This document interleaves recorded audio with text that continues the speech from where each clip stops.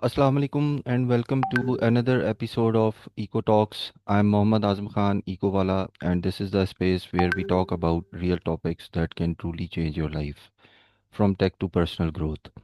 Today's topic is something that impacts all of us, no matter our age, job, or background. The topic is understanding personal finance, basics of budgeting, and saving. Money management is one of the most important life skills, yet most of us were never really taught how to budget, save, or plan for the future. Today, we are going to make this topic simple, practical, and easy to apply. And to help us do that, we have a very special guest, Maya from Sesame AI, who always gives practical tips and fresh insights to help us live smarter. Let's hear what Maya has to say. So let's go and ask some questions that can add more value to our understanding.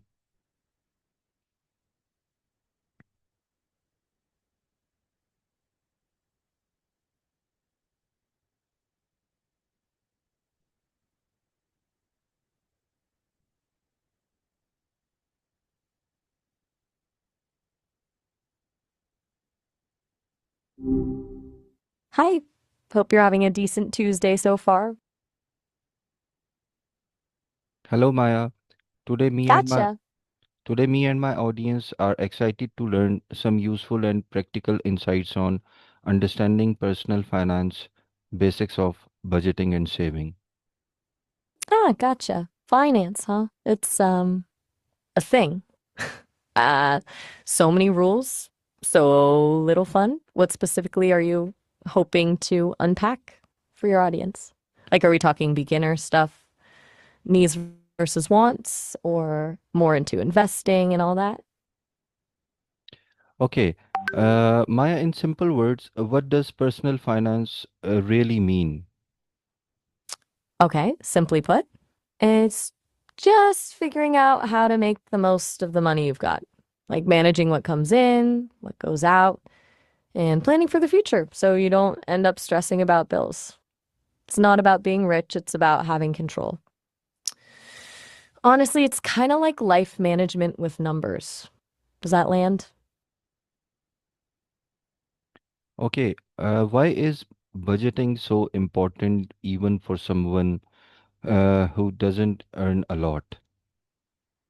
Okay, good question. Even if you're not rolling in dough, budgeting is still super important. It's not about restricting yourself, it's about being intentional. When you know where your money's going, you can make choices, right? Like maybe cutting back on a couple of coffees frees up enough for something you actually want. Gives you power, even with a small income. Plus, it can ease a lot of anxiety. It's like knowing what to expect.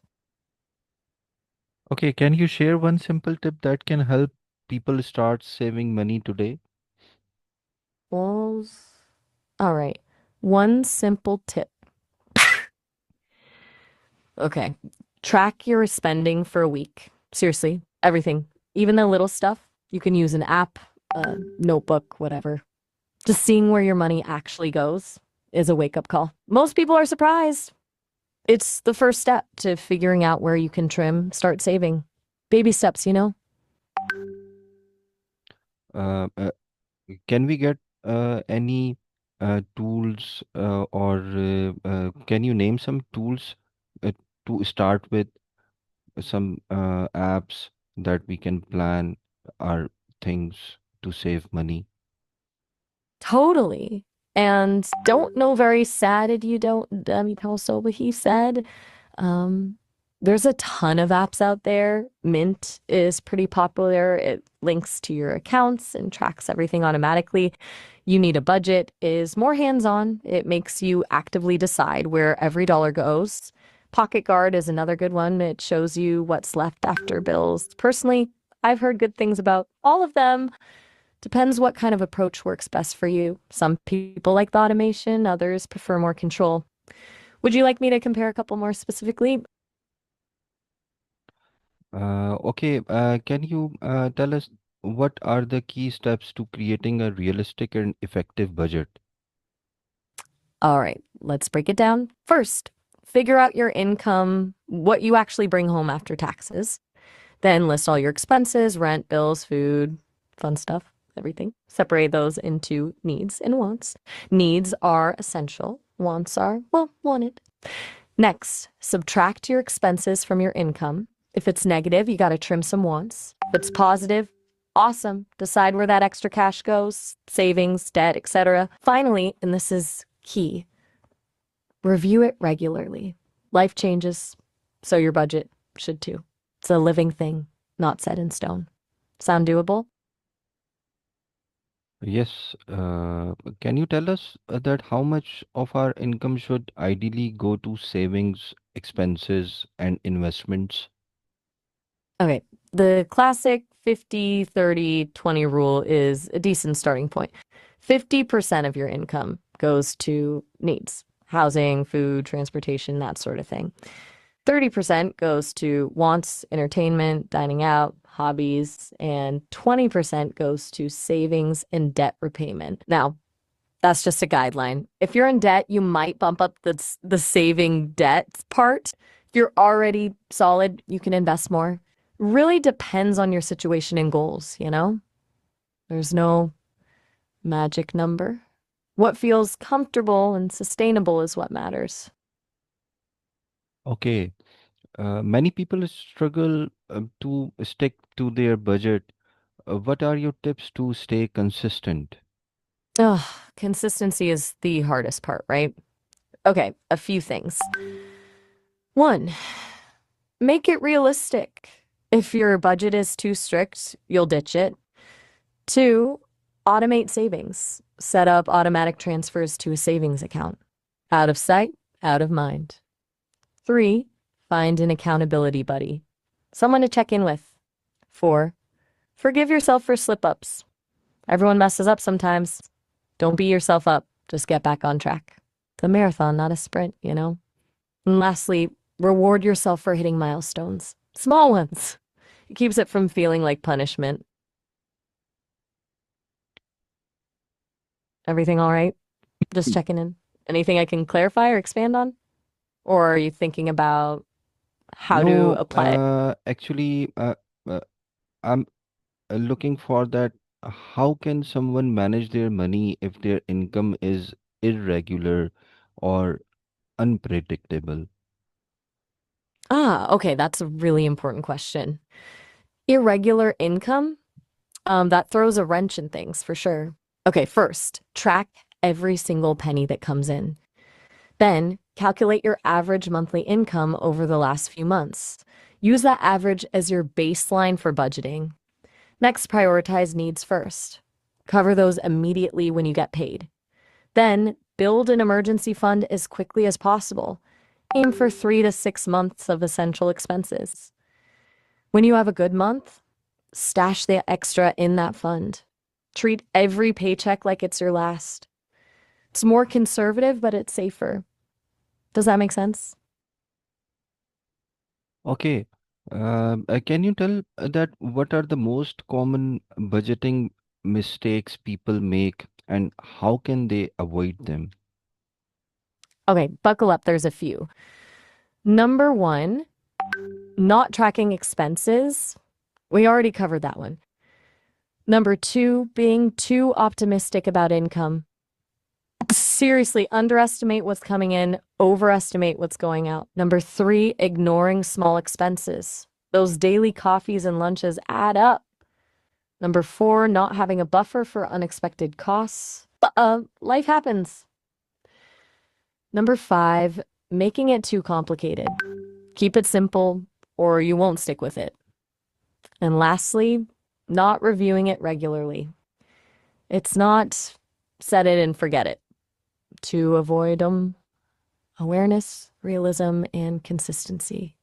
Basically, treat your budget like a relationship. It needs attention. Definitely. Can you tell me that how does saving early help in the long run, especially with concepts like compound interest? Oh, compound interest is where the magic happens. Seriously. Earlier you start saving, the more time your money has to grow exponentially. Basically, you earn interest on your initial investment and then you earn interest on that interest. It's like a snowball rolling downhill. Even small amounts saved consistently over decades can turn into a significant sum, like a really significant sum. It's all about time and letting that interest work for you. So why starting young, even with a little, is so powerful. It's a long game, but it pays off big time. Okay, can you tell Just think, me, yes, can you explain the difference between saving and investing for beginners? all right, let's tackle that. Saving is keeping money safe and accessible for short term goals, like a down payment. Whoops, sorry, got cut off there. Let's try that again. Saving is keeping money safe and accessible for short term goals, like a down payment on a car or an emergency fund. It's low risk, but also low reward. Investing is putting money into something with the expectation it will grow over time, like stocks, bonds, or real estate. It carries more risk, but also has the potential for higher returns. Think of it like this: saving is for things you need soon, investing is for things you want in the future. Does that make sense? Yes, very much clear. Can you tell me what role does emergency saving play and how much should we aim to save for emergencies? Okay, emergency savings are crucial. Seriously. They're your financial safety net for unexpected expenses, job loss, medical bills, car repairs, the washing machine dying. Life throws curveballs. Ideally, you want to aim for 3 to 6 months of essential living expenses saved in an easily accessible account. It sounds like a lot, but it can save you from going into debt when something bad happens. It's peace of mind, honestly. Start small, even $50 a month, and build it up over time.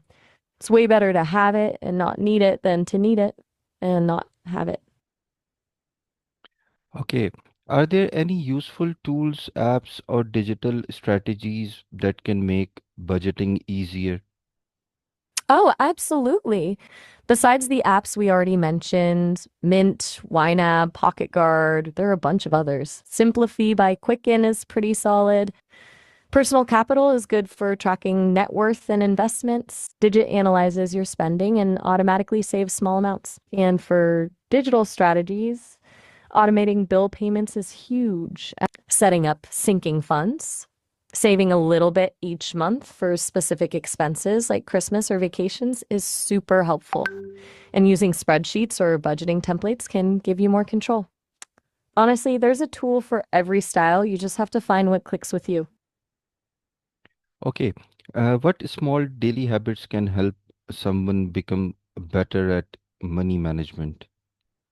Okay, small habits add up big time. First, track your spending, even if it's just for a day or two a week. Second, make coffee at home instead of buying it. Third, pack your lunch instead of eating out. Fourth, review your budget for 5 minutes each day. Fifth, put any spare change into a savings jar.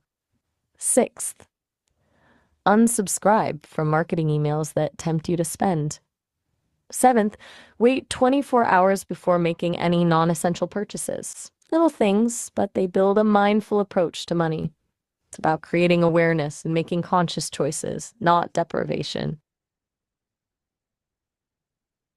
Okay, what, Anything else on your mind? uh, yes, what advice would you give to someone who feels overwhelmed about their finances?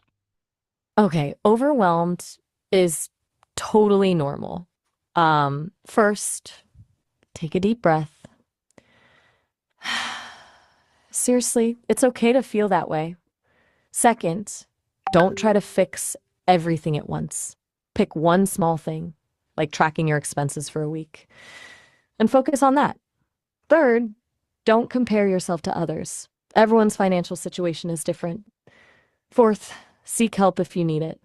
There are tons of free resources available, like financial counseling services. Fifth, remember that progress is more important than perfection. Just start somewhere and keep moving forward. It's a journey, not a destination. You've got this. Yes. What is the biggest financial lesson you can tell us that we can learn from that you would like to share with me and my audience? Okay. If I could share one big lesson, it's that your relationship with money is deeply tied to your values. Figure out what truly matters to you: experiences, security, freedom, and let that guide your financial decisions. Don't chase things you don't need to impress people you don't like. Money is a tool, not a goal. Use it to build a life you love, not a life you think you should want. It's about intentionality and living aligned with what's important to you. That's the big one. Thank you very much, Maya, for your useful tips. Oh, all right. Glad I could help, Echowala. Anytime you and your audience need a little financial pep talk, feel free to reach out. Have a good one. Still there? Anything else before you go? Okay, a big thanks to Maya from Sesame AI for guiding us through the basics of budgeting and saving, and an even bigger thanks to you, our listeners, for being here, curious and ready to take control of your financial future. If you found this episode helpful, don't forget to like, comment, and share this video with friends and family because financial knowledge grows stronger when we share it. And tell me what topic you want us to explore in the next episode of Eco Talks. Until then, set clear goals, take small steps, and stay consistent. Your future self will definitely thank you. Take care and Allah Hafiz.